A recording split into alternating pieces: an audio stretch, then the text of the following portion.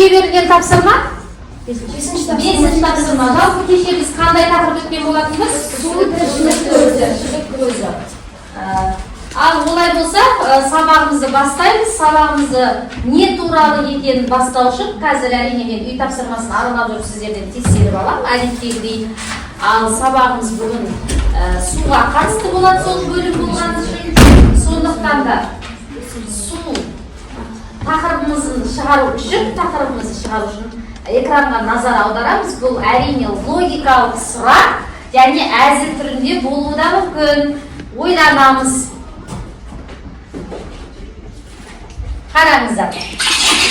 Мына су, мынау елек. Суды елекпен қалай тасуға болады? Тасылмайды деп ойлайсыздар ма? Жалпы судың әртүрлі күйі бар. Жақсы, теңіздегі су неліктен тұзды болады деп ойлайсыздар? Балықтар демалу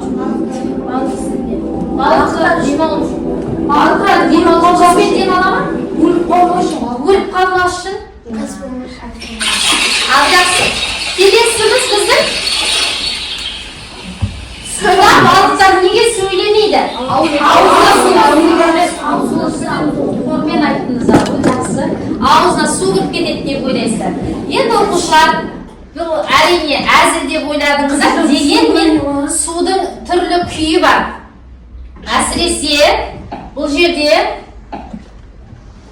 бірінші сұрақтың жауабы, елекпен тасуға болмайды, бірақ амалын табуға болады.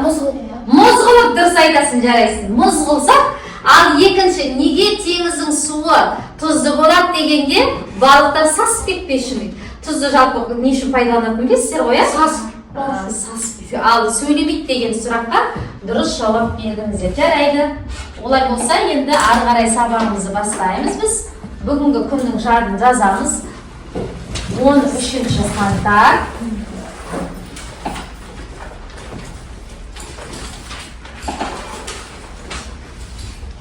Сабақтың тақырыбын жазамыз. Судың да сұрауы бар. Судың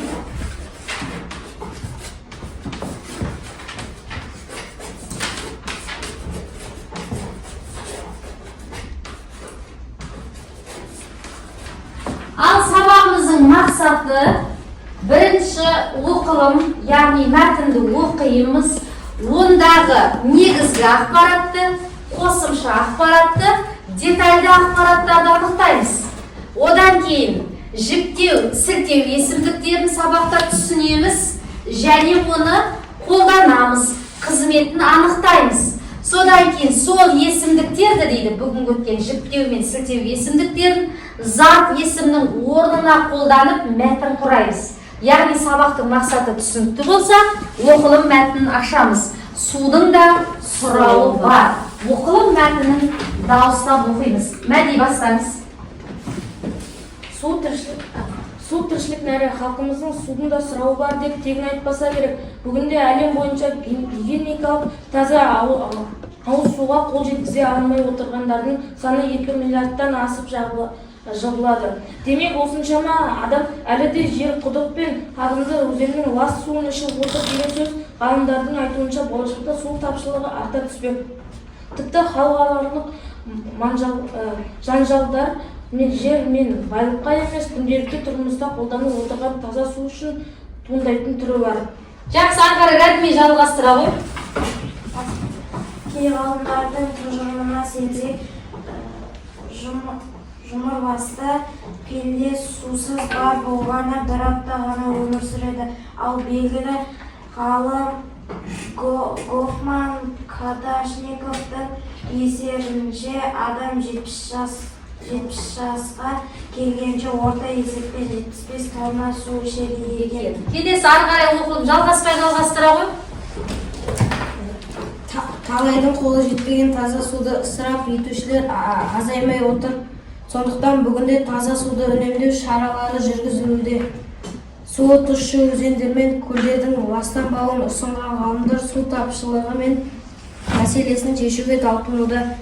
Біздің елімізде де таза су тапшылығы мәселесі жоқ емес. Сол себепті ауыз су ақбұлақ малары қабылданды. Жақсы, мәтінді бәріміз оқып отырмыз, іштей бәріміз.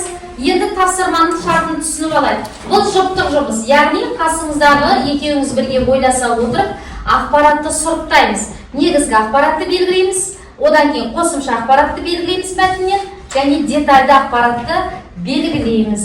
Ал 3 минут уақыт тез арада бірге ойласып табыңыздар. Қазір сіздерден ауызша оқылымды сұрап аламын. Жазу қатты міндетті емес, қазір жазбаша тапсырмалар орындалады. Жобыңызбен бірге ақылдасыңыздар. Мына ақпарат біздіңше негізгі ақпарат деп ойлаймыз.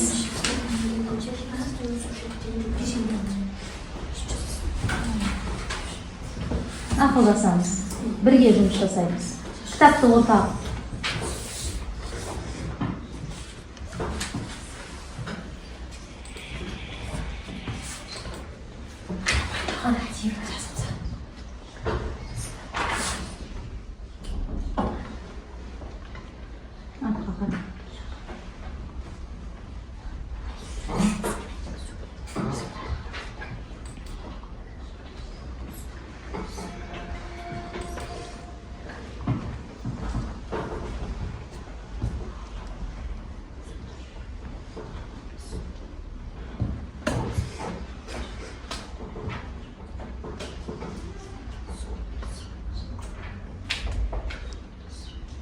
Табалдық па? Мәтіннен тауып кішкене белгілеп қойсақ та болады, және жазбаша түртіп алып отырсыздар. Меніңше жазып жатсыздар. Негізгі ақпараттар жазып қойып, қосымшаларды ауызша айтуға болады. Мәтіннен тауып қоямыз. Ал біздің уақытымыз бітті. Сұраймын, кез келген оқушыдан сұраймын. Ақтілек, негізгі ақпарат? Негізгі ақпарат суды үнемдеу керек, және де біз жақта да судың жетіспеушілігі бар. Мәселе. Яғни негізгі ақпарат дегеніміз не, Айзада? Мәтіннің негізгі ойы.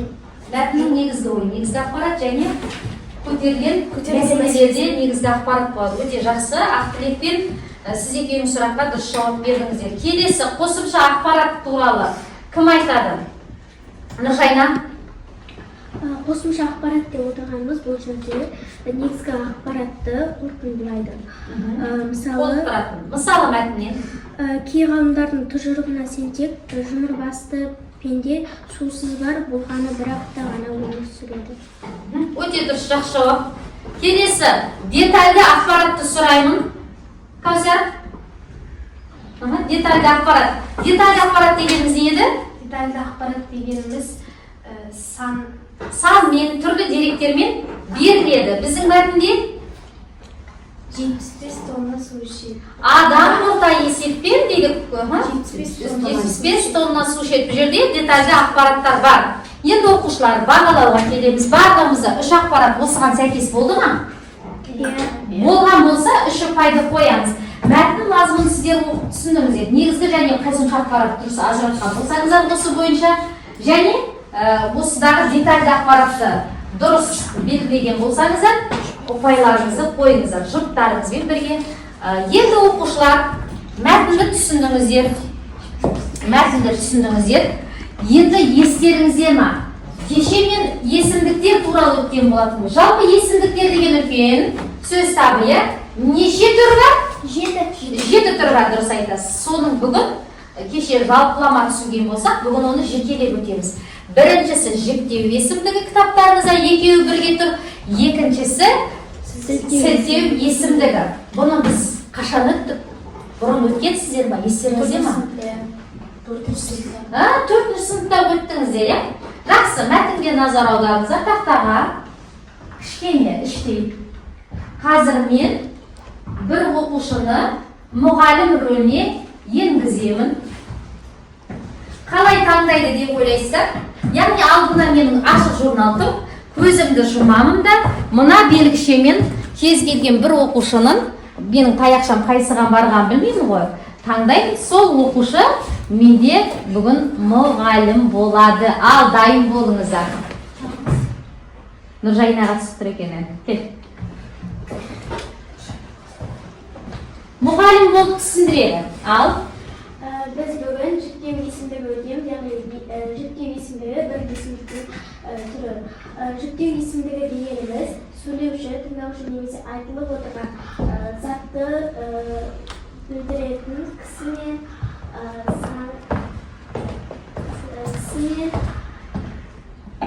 санын көрсететін есімдік. Жүктеу есімдігі 3 жаққа бөлінеді. Олар мен, сен, ол. Ал көпше түрде біз, сендер, олар болып бөлінеді. Көпше түрі? Көпше түрі біз. Мысалы, біз сабаққа дайынбыз. Бұл жердегі көпше түрі біз. Сендер сабақты білесіңдер. Бұл жердегі көпше есімдік сендер. Олар ойнап жүр. Көпше есімдік олар. Жіктеу есімдік үнемі жалғаумен бірге жүреді. Біз сөйлемді құраған кезде немесе жақ-жағына жіктеген кезде қандай жалғаулар болады? Бірінші жақта мын, мін. Сін. Үшінші жақта жалғауы жоқ. Жақсы, сабақты түсіндік пе? Қайталаймыз. Жіктеу есімдігі деген мен, сен, ол деп үш жақта жүреді. Көпше біз, сендер, ола деген есімдіктермен келеді. Бірінші жақ, екінші жақ, үшінші жақ деп қолданады. Жарайсың, өзіңіздің қоржыныңызға мұғалім болған үшін бір ұпайды қоямын. Енді сілтеу есімдігіне кім түседі екен? Ал бісмілді, Айзада түсіп жатыр. Ал Айзада мұғалім болады екен. Сілтеу есімдігінің екінші түрі. Дауысты қаттырақ. Сілтеу есімдігі дегеніміз бұл заттың, құбылыстың немесе адамның оның бағытын нұсқап көрсететін білдіретін есімдіктер. Сілтеу есімдіктеріне бұл, осы, сол, мынау, анау, сонау, осынау, мына, ана, сона, міне, әне сөздер жатады. Сілтеу есімдіктерін біз нақты Бұл есімдіктер нұсқау, көрсету мағынасын білдіріп, қандай сұрақ қойылады дейді? Қайсы? Анау кітапқа қара десем, қайсы деп сұрақ қоясыздар. Сілтеу есімдіктерде қатты назар аударатынымыз қай сөздермен, қай есімдіктермен келетіні? Бұл, осы, сол, мынау, анау, сонау деп, осынау деп. Мына, ана, сона, міне, әні деген сөздер келуі керек. Бұлар сын есімнің орнына жұмсалады. Ал жаңағы жіктеу есімдігі, жарайсың отырағы қоржыңызға бір ұпай. Енді жаңағы жіктеу есімдіктері зат есімнің орнына қолданса, сілтеу есімдіктері сын есімнің орнына қолданады екен. Сабақты түсінді деп ойлаймын. Олай болса, біз екінші тапсырмаға көшеміз. Екінші тапсырма деп жазамыз. Әр оқушы жеке орындайды. Қараңыздар, сіздердің кітаптарыңызда тыйым сөздер тұр. 103-ші бетте, 103-ші бетте. Тыйым сөздердің мына тақырыпқа қараңыздар. Грамматикалық трансформация. Трансформация деген өзгерту, басқаша ұсыну деген мағынаны білдіреді. Трансформацияға түсіріп деп айтамыз ғой.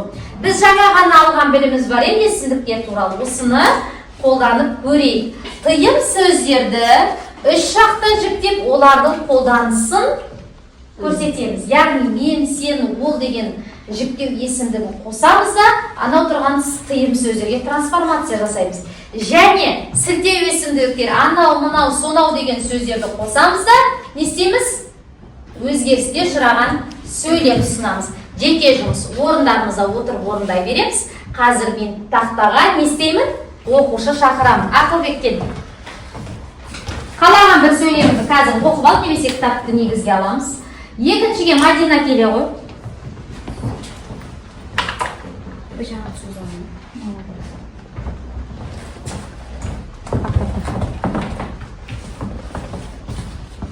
Кітапты негізге аламыз, әрине кітабымызды оқып алдыңыздар ма?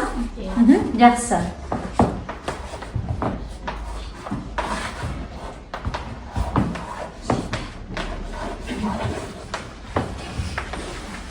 Біз деп көпше түрде, сіз жекеше түрде алдыңыз. Өте жақсы.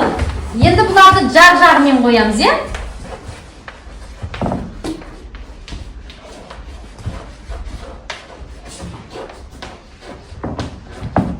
Орнымызда отырып орындай береміз. Яғни, біз мына тұрған тыйым сөзге жіктеу есімдіктерін қосамыз. Бастаймыз. мына мысалға суды бекер сапырма дегенге мен суды бекер сапырмаймын, сен суды бекер сапырма, сіз суды бекер сапырмаңыз, ол суды бекер сапырмасын. Дұрыс. Ал енді көпше түрде біз келесі бір сөзді алған жақсы. Біз түнде көлден су алмаймыз. Орындай беріңіздер.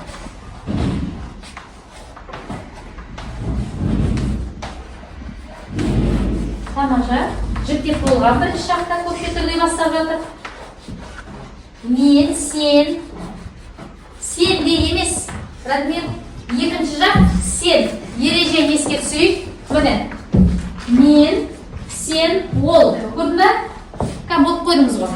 Мен суды бекер сапырмаймын. Есімдіктерін асынсыз. Сен суды бекер сапырма. Мына жерге сіз суды бекер қалай болады? Сапырмаңыз. Десек, дұрысырақ болады. Сіз. Ол суды бекер сапырмасын. Қай сөз табының орнында тұр? Есімдіктерін ал. Қай сөз табының орнында тұр? Қандай сұрақ қоясың? Кім?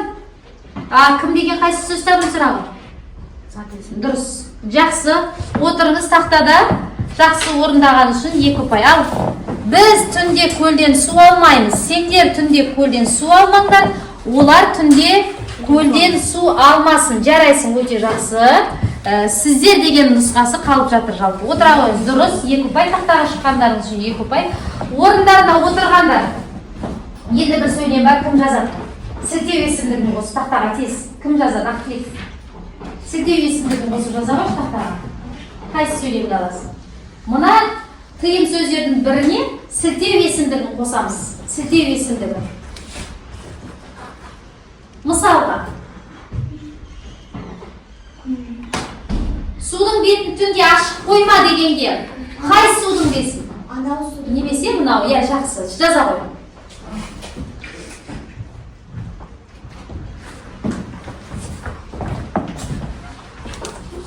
Оқушыларда уақыт бар, барлығы сөйлемін аяқтап болсын. Кез келген оқушыдан сұраймын, ауызша жазбаша тексеріп шығамын. Айтқан жас болдың ба? Оқи бересің ба? Болмадың ба? Кім болды? Болған оқушы değil mi? Оқи ғой. Болдың ба? Әкет тексеріп. Сіз деген нұсқаны оқып жатсыздар, сіздерде. Астына жазыңдар. Енді Ақтілек жазды. Анау судың бетін ашық қалдырма. Сілтеу есімдігін астын сыза қойып, асықпаңыз. Сізде бір сілтеу есімдігі бар, сөйлеп құраңыз. Мен, сен, ол, сіз қайда? Біз, сендер. Лезде болатын шығар. Мен жаным, Кәусардан дұрыс. Мынау қай сөз табының орнында қолданып тұр? Сұрақ қоямыз. Анау дегенге сұрақ қой. Қай деген дұрыс. Отыра қойыңыз. Сын есімді орнына қолданып жатыр. Қайсы болды ма?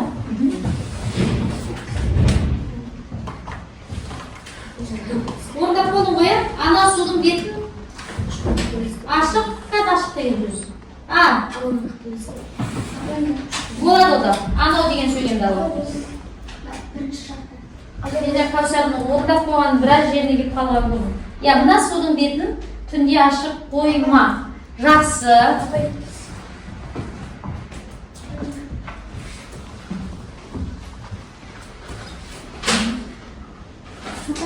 Орында отырғандар, түгел аяқтағандар өздеріне үш ұпайды қояды. Әрі тақтаға шығын. Әрі сіз орында отырып па? Тақтадағымыз 2 ұпай, мындағымыз 1 ұпай. Жалпы бұлардың максималды ұпайы 3 ұпай. Көрдіңіздер ғой, сонымен оқушылар жіктеуді түсіндік қой. Біз трансформация жасадық. Дайын сөйлемде біз есімді қолдандық. Олай болса, енді бардымыз орындап болдық па? Орындап болғанша, орындап болдық па? Әкел, тексертейін. Дұрыс.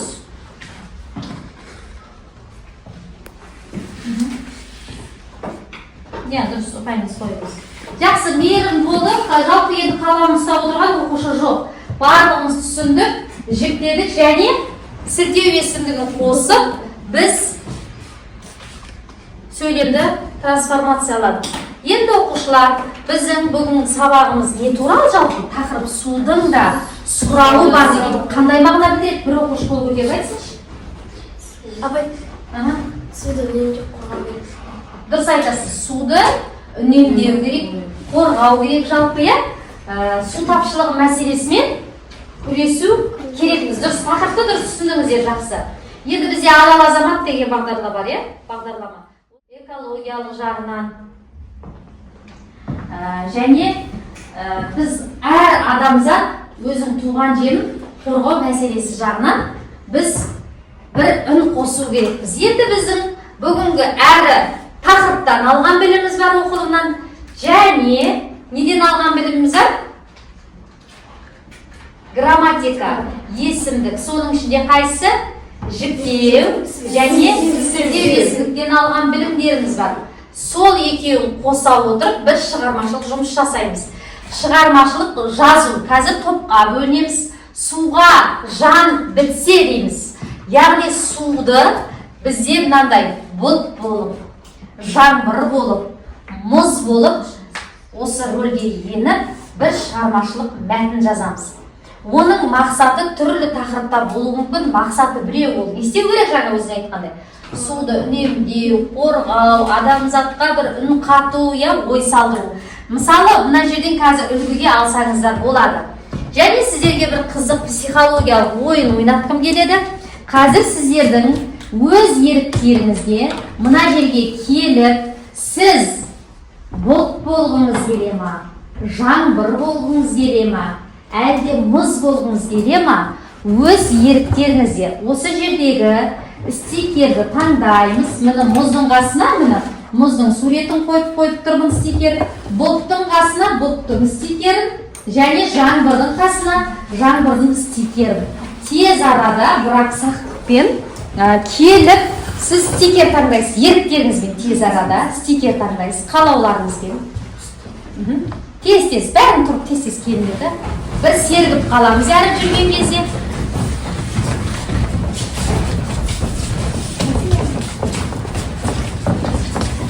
Стикерді аламыз, әлі орналаспаймыз. Бірінші қатар бұлт барасыңдар. Екінші қатар жаңбыр, осы ретпен сақтай беріңдер. Үшінші қатар мұзға келесіңдер. Тез таңдауларын бойынша отырыңдар. Тез ет. Орындарың ауысып отырғаны жақсы маған. Сол күйі қайтып келесі алғансыздар ба? Ауыспаймыз ба кішкене? Неге ондай ауысып жатыр? Ауыса ғой. Неге олай істедің? Кел, орныңа бар. Сен нені таңдап едің? Сен осы таңдадың ғой. А сен? Жаңбырға. Сіздер бар ғой, орындарыңыз ауысу керек еді. Бағыңдар да осы тұста өз түсіңді ала қойдыңдар да. Жақсы, бірінші не дедім? Бұлт. Бірінші қатар бұлтсыңдар да, қайдасыңдар бұлт? Мына қатарға келесіңдер, міне. Мына қатарға келесіңдер. Бұлттар мына қатарға келеді. Ортаға жаңбыр бар, ортаға. Ортаға бар, кез келген жерге отырасың. Үшіншісі мұз. Бәрі мұзды таңдап, мұзды отырсыңдар ма? Жақсы. Сіз нені? Бара ғой мұзға. Жаңбыр ортаға. Бұлт бірге кетеміз, Аружан. Бұлт бірге кетеміз. Жаңбыр ортаға. Міне жаңбырдың суреті. Бұлт. Бар біз. Сен қайсын таңдапсың? Жаңбыр ма?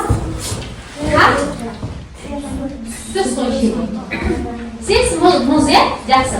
Енді оқушылар бір жерге отыра қой. Бір сергіп қалды, ауыстық. Енді сіздер неліктен таңдағандарыңыз туралы мен бір психологиялық жағдай жасайын. Егер де сіз бұлтты таңдаған болсаңыз, өзгелерді ренжітіп алмауға тырысасыз, жұмсарсыз, жан-жағындағы жандардың көңіл күйлерін түсіріп алмауды ойлайсыз. Дұрыс па? Психологиялық жақтан келе ма осындай мінез? Егер де сіз жаңбырды таңдаған болсаңыз, кіршіксіз таза, тәуекелшіл, тез шешім қабылдайтын оқушысыздар. Мұндай адамдар жеңіске үлкен еңбекпен жетеді. Дұрыс па? Сәйкес келе ма? Жақсы, сәйкес келсе. Енді мұзды таңдағандар дейді. Жігерлі, тапсырманы тиянақты орындауға тырысады, тілдерге жатып, әңгімеге тез араласқыш, әрі бұлар достарының ортасында көшбасшы бола біледі. Рас па? Сәйкес келе ме? Жақсы, таңдағандарыңыз сіздерді адастырмай, сәттілік тілеймін.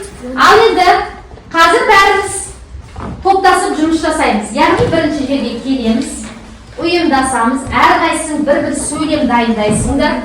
Сөйлемдеріңіз міндетті түрде судың рөлін көркем сипаттап жазасыз, есімдікті орынды қолданасыз.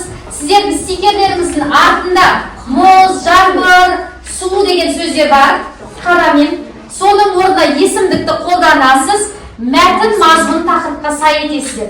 Мәтін мазмұн шығару үшін бұлттың көзімен әлемді қарауға болады, оның саяхаты мен табиғатқа берер сілі туралы жазуға болады, жаңбыр тамшысы жерге түскенге дейінгі әсерінде жазуға болады. Жалпы адамзатқа жаңбырдың пайдасы керемет етіп көрсетіп, соның өзінде адамдарға ой салу керексіңдер, жаңбырдың суын пайдаланып. Мұздың қалай пайда болып, қандай оқиғаларды бастан кешіретін, жалпы көлдер, неге мұз болып қатады, қысты күні, оның қандай пайдасы бар деген сияқты ойды өрбітіп, жалпы суды қорғау тақырыпта жазамыз. Сіздер үшінші партаға барыңыздар. Біз орнымызды алып үйгесіп келіңіздер. Бастарыңызды түйісіздер, стикердің артынан жазасыздар мәселе. Дәптерге емес, стикердің артынан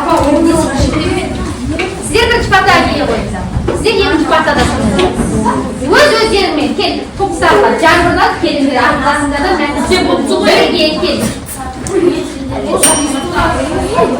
Уақыт басталды, 5 минут ойласасыздар. Стикерге жаза беріңіздер. Стикерге жазыңдар. Қазір стикерден оқисыздар. Стикерге жазасыңдар артқа. Стикерге. Әрдеге жазып әрек болмайсыз. Стикердің артына жазып жазады. Жұмыштерді алып ақылдасыз.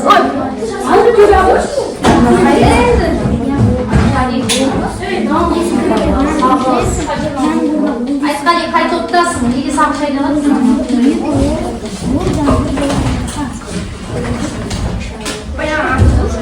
Артынан жазамыз, жаштай шыңдалың, орнын ауыстырып жаштай. Бірге ақылдаспайсыңдар ма не? 5 минут уақыт.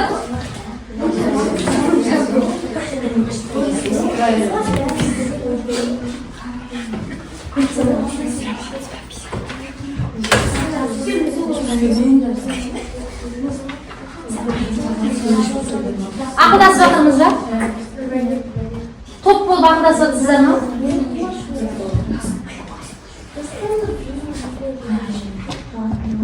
Ақылдасып жатырмыз ба? Басымыз бір жасып, ручка қайдан қолданды, бір тұрмай кеткен. Жазбайсыздар ма? Жасамыз. Дәл соны қош. Жазамыз сөйледі. Қай топ бірінші болады?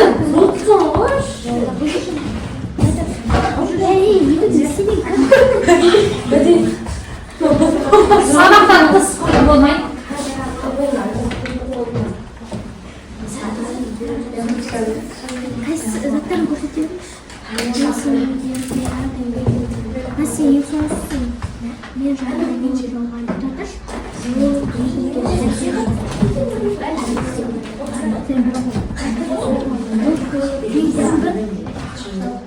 Қай топ бірінші болады, қол көтереді, немесе тақтада тұрады, қоңырауды. Егер топ болып қойса, қоңырауды басып, бер қарай келіп, қорғай береді. Болған болсаңыздар.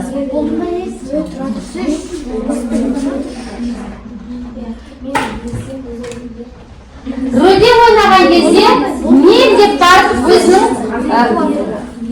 суретті ұстап тұрып таныстырып алу керек. Таныстырушы бір оқушы болу керек. уақыттарыңыз бар әлі ақылдасып толығыз.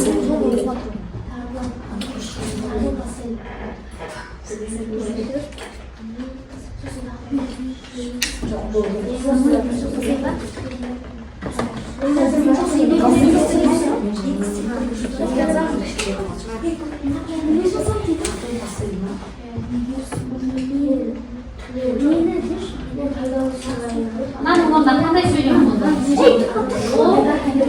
Адамдарға сіздер наның онда қандай сөз қою керексің? Жүре сынесің болып тұр ғой, енді сынесің орнына не істейсің сен? Не қоясың сынесің орнына? Түгі зақытын не түк? Қандай сынесің орнына қайсы қойып қойды?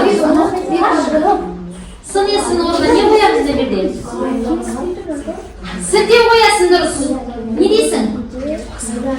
Мына не дейсің? Немесе? Ана жерге. Иә.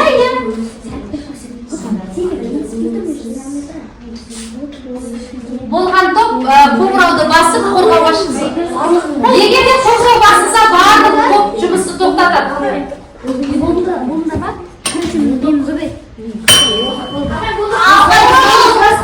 Бірінші топ бірін қорғайды, екінші сіздер қорғайсыздар, үшінші сіздер қорғайсыздар. Орнымызға отырамыз, тек қана тыңдаймыз. Орнымызға отырамыз.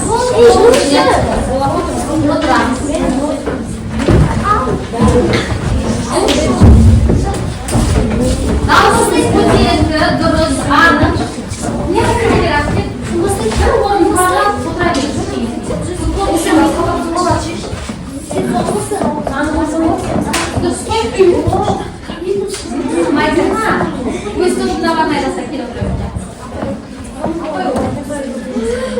Ал, тыңдаймыз тек қана. Бір мына қыз қайтып ортаның кімі? Жарайды, жақсы. Мен жиналмас. Не қайда? Суреттеріңіз қайда? Қандай мәтін шығады? Бастаймыз, тыңдаймыз. Дауыс қаттырақ болсын. Мен жиналмасам ол қурап, далалар шөлге айналады. Жақсы. Мен жаңбыр болып жауғанда ол егінген әрбір адамға қуаныш сыйлайды. Мен сіздерге бір оралу үшін ода сақтанды. Келесі. кейде мен Тыңдау керекпіз. Егер суды олар өндірмесе ол азаяды. Бұл аспанда қалқып жүріп, мен қара жерге тіршілік сыйладым. Мені үнемдеу табиғатты қорғау деген сөз. Бұлттың сөзі сіздерге түсінікті болды ма жалпы? Топтар, түсінікті болды ма бұлттың сөзі? Қандай сөзі қатты әсер етті? Қандай ой қатты әсерлі болды сіздерге? Тыңдап отырмыз ба? Қадірлемесең су азаяды. Бізді қадірлемесең дейді жалпы. Бұлттың тағы да қандай қызметі бар? Қандай қызметі бар бұлттың? Күн шақырайып тұрғанда бұлт келіп қалса не істейді? Жауынгерге болады деген сияқты идеяда керек еді. Жалпы бұлттың жұмысы ұйымдастыруы жаман емес. Жақсы. Бізде екі критерийге, үш критерийге де сай болып тұр. Судың рөлін көркем сипаттады, ой айталды, есімдікті орындылық қолданды. Барлығы да қай есімдікті қатты қолданды байқадыңдар ма? Қай есімдікті? Мен сөзін. Кішкене стильден кетіп жатсыздар. Ол, оны деген сияқты ма? Әлсіздеу болды, ол жағы есімдік.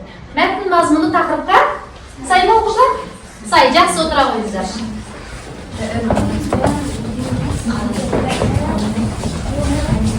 Сөйлемдерің бірдей ма? Қараңдар. Бірдей сөйлем жазу мүмкін емес қой, әркімнің ойы әртүрлі ғой. Ұқсап қалуы мүмкін. Ал енді сіздер бағалайық, сондықтан дайын болайық критерий бойынша. Ал мәтіндеріңізді көрейік. Бұлар мұз. Мен сіздерге табиғатты аялауды еске саламын. Мен егер пайдалы су болсам, тіршілік айналып адамдарға пайда әкелемін. Суды сақтау әр адамның міндеті. Егер адамды суды үнемдемесе, су жоғалады. Мен суды суықта сақтап, табиғат тепе-теңдігін ұстап тұрамын. Ол болмаса өзімнен тартылып көлді азаяды. Жақсы. Судың рөлін сипаттай алған, кірген бар рөлге? Жақсы. Есімдіктерді орынды қолданған бірінші топқа қарағанда бұл топта жіктеу есімдігінің бірінші жағы мен және қай жағы бар екен? Үшінші жағы бар екен, екінші жағы сәл қалыс қалып жатыр. Сілтеу есімдік болды ма? Болды ма кімде? Кімнің сөйлемінде болды? Мен аңғармай қалдым ба? Пайдалысу ма? Жоқ, сілтеу, анау мынау деген бар болды ма? Болмады, жақсы, бұған кішкене. Мәтін мазмұны тақырыпқа сай көтеріліп отырған суды қорғау мәселесіне байланысты. Бұл жерде бір қызық дерек бар еді. Жалпы өзендер қыста қатады, иә? Сіздердің биологиядан, жаратылыстанудан алған біліміңді көрейік. Биологиядан емес, географиялық тұрғыдан. Су мұз болып қатады, соның пайдасы бар ма? Қандай? Өзі білмейді. Жақсы.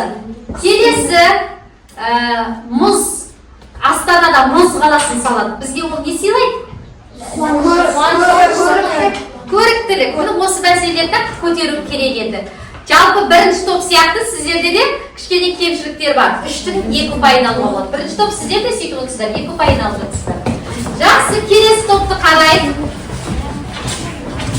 Жұмыла ақылдасқан кезде сіздер сілтеуді де 3 жақты да қолданам дедіңіздер. Бастарыңыз қаттап көру керек. Кәне? Мыналар тұруға. Кәне қағаздарыңыз қайда? Ал тыңдап көрейік. Мен жаңбыр болып жауғанда даланың жерін басамын. Және дала таза ауаға толады. Жақсы, таза ауа. Мен деп бастады. Келесі. Ол адамдарға күш-қуат, табиғатқа серпін береді. Жақсы. Мен ақшамен қамшылап мына жерге орнасамын. Егер оны сырап сүйсеңдер су азая түседі. Жаңбырды үнемдеу бұл әр адамның парызы. Жаңбырды үнемдеу бұл әр адамның. Бұл деген сілтеу есімдігі бар. Жақсы. Оның неге бар екен, е? Сосын не бар? Әр деген әр өткен жоқ. Сонда есімдік жақсы. Мен бар. Сен жоқ. Ол бар екен, е? Жаман емес. Енді қараймыз. Судың рөлін көркем түрде сипаттады ма? Мазмұн сіздерге түсінікті болды ма? Жақсы. Есімдікті орынды қолданды ма? Бұл топ орынды қолданды, бірақ екінші жақты қолданбай қалып жатыр, дәл сіздердік сияқты болып жатыр. Мәтін мазмұн тақырыпқа сай болды ма? Қорғау мәселесі көтерілді ма? Көтерілді. Бұлар да сіздермен шамалас екен. 2 ұпайды алуға болады.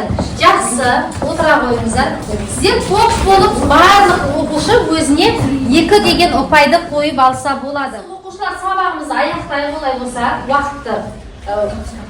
Енді сіздер өз дәптерлеріңізге немесе стикерлеріңіз, қолдарыңызда стикер бар ғой, кері байланыс жазайық. Маған бүгін сабақ әлі де түсініксіз болды десеңіздер, бұлт деген сөз жазасыздар өз стикерлеріңізге. Егер де сіз бүгін сабақты түсінген болсаңыздар, мен білдім дейміз. Егер де сабақты үйрендім және қолдана алдым, қызықты болды десеңіздер, жаңбырды жазасыздар, жаңбыр сөзін жазасыздар. Ал сонымен бүгін Ақылбек сабақ сіз үшін бұлт болды ма, мұз болды ма, жаңбыр болды ма? Мұз болды. Жақсы, бүгін білді. Жақсы, сүйдік, сіз үшін сабақ бүгін қандай болды? Мұз болды. Жарайды, жақсы. Айтқали, сізге не болды? Бұлт болды ма? Неге түсініксіз болды? Жақсы, сізге Жансерік? Маған жаңбыр болды. Жаңбыр болды. Тамаша, қолдана алдыңыз. Нұржайна? Маған бұлт болды. Ой, бұл дұрыс. Жаңбыр болды. Жаңбыр болды дейді. Жақсы, жарайсыздар. Қалғандарыңыздың ойларыңызды мен стикерден көремін. Мен қазір бағалауға отырғанда сіздер өз ұпайларыңызды айтасыздар, неше алғандарыңызды. Содан кейін үйге қандай тапсырма? Үйдің белгісі қай тапсырма? 6-ші тапсырманың шартына сай орындаймыз. Сабақ аяқталды, сау болыңыздар.